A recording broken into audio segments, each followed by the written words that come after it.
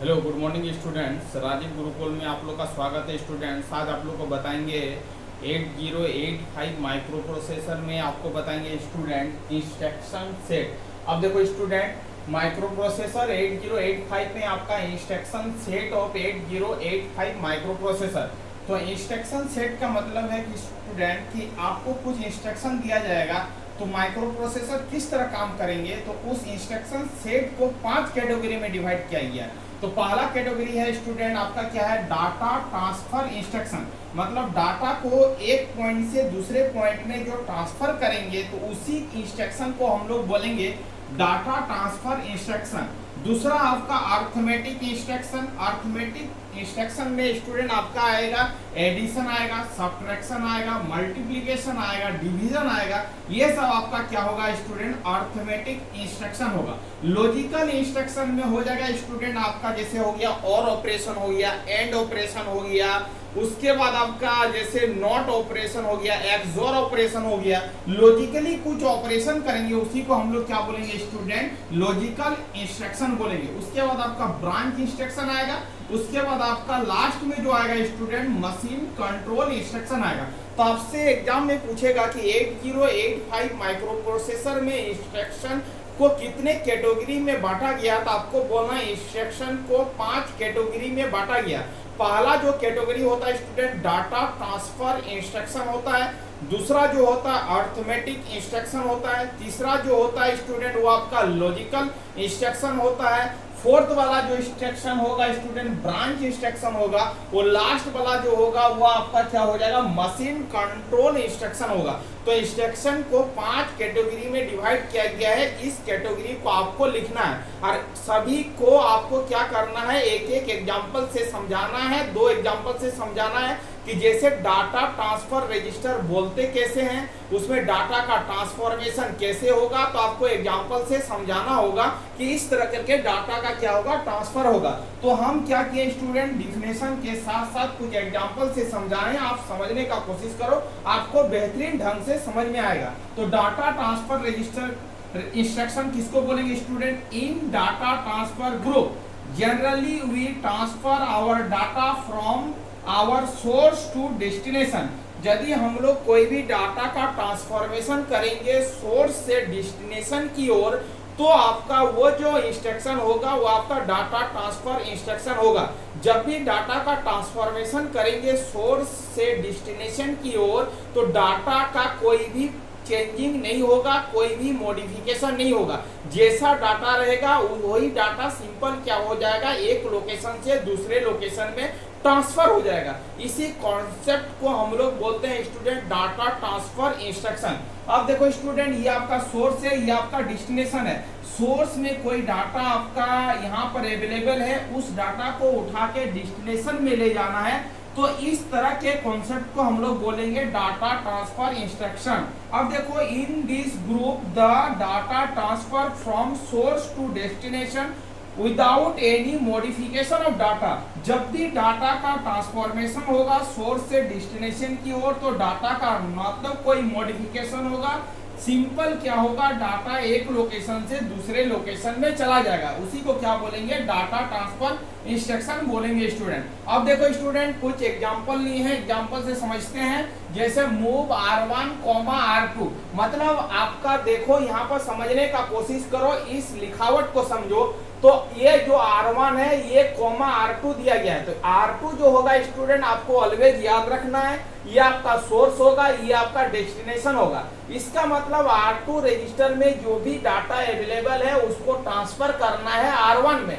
इसीलिए हमने इस तरह का मॉडिफिकेशन करके लिखा है कि R2 का जो भी कंटेंट है वो आपका किस में चला जाना है, R1 में जाना है। इसीलिए R2 रजिस्टर में जो भी आपका डाटा अवेलेबल है उसको R1 में ट्रांसफर करना है। इसी कमांड को बोलते हैं मूव R1, R2। उसको लिखे student, it move the content of register R2 register में जो भी कंटेंट है वो कंटेंट कहां पर चला जाए, रजिस्टर R1 में चला जाए, इसका यही मीनिंग हो रहा है। अब देखो मूव B, C, इसका मतलब ये होगा आपका सोर्स, ये होगा डेस्टिनेशन। तो सी रजिस्टर में जो भी आपका डाटा है वो डाटा ट्रांसफर होना है बी रजिस्टर में। इसका मतलब बी हो गया डेस्टिनेशन और सी हो गया आपका स्टूडेंट सोर्स। तो आपको इसी तरह लिखना है, सी में जो भी डाटा अवेलेबल है उसको बी रजिस्टर में क्या करना है, ट्रांसफर करना है। इसका मतलब यही बोलता है। तो this instruction move the content of register C into register B, मतलब सी रजिस्टर में जो भी आपका कंटेंट है उसको आपको ट्रांसफर कर देना है बी रजिस्टर में। यही आपका मूव बी कॉमा सी का मकसद है। अब देखो student, move R comma M, M का मतलब होता है मेमोरी।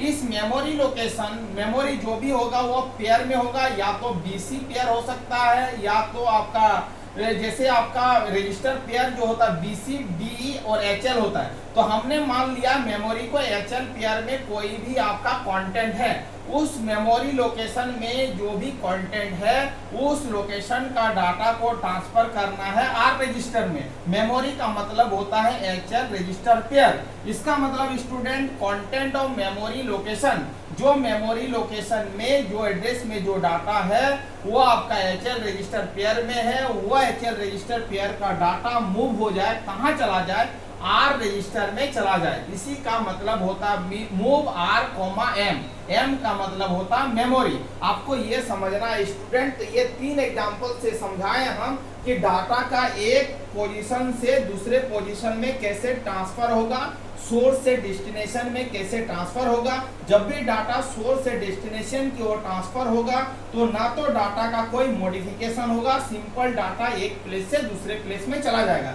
तो इसी को बोलते हैं डाटा ट्रांसफर इंस्ट्रक्शन। अब देखो स्टूडेंट, दूसरा बताते हैं, इसको हमने बता दिया। अब दूसरा बताएंगे अर्थमेटिक इंस्ट्रक्शन। अर्थमेटिक इंस्ट्रक्शन का मतलब होता है स्टूडेंट कुछ अर्थमेटिक ऑपरेशन करेंगे और आपका डाटा को क्या करेंगे, मतलब स्टोर करेंगे इन अर्थमेटिक ग्रुप। मतलब अर्थमेटिक का कुछ ग्रुप है, अर्थमेटिक इंस्ट्रक्शन में अर्थमेटिकल ऑपरेशन का कुछ ग्रुप है, वो perform arithmetic operation such as addition, subtraction, multiplication, division etc। जैसे समझो स्टूडेंट, यदि एक कमांड दिया गया है ADD, मतलब ऐड करना है R, इसका मतलब है इस कंटेंट को समझना है तो it add the content of register to accumulator and store the result in the accumulator. इसका मतलब है स्टूडेंट, जो भी आपका एक्यूमुलेटर में डाटा है उस डाटा को आपको क्या करना है, आर रजिस्टर पेयर में, आर रजिस्टर में जो भी आपका डाटा है उसको ऐड करना है। ऐड का मतलब ऐड करना है, ऐड करने के बाद वो डाटा को अगेन इसमें स्टोर करना है, एक्यूमुलेटर में स्टोर करना है। इसका मतलब यही आपका कमांड का मतलब है ADD ऐड आर का मतलब है, मतलब एक्यूमुलेटर का डाटा को आर रजिस्टर में जो डाटा है उससे ऐड करना है, ऐड करके एक्यूमुलेटर में क्या करना है, स्टोर कर देना है। वही आपका मकसद है ऐड आर का मतलब। अब देखो SUB, ऐड मतलब एडिशन, सब्ट्रैक्शन आर। अब देखो सीधी भाषा में यहाँ पर ऐड किए थे, यहाँ पर सब्ट्रैक्शन करेंगे। कमांड में कोई भी आपका चेंजिंग नहीं आएगा, सिंपल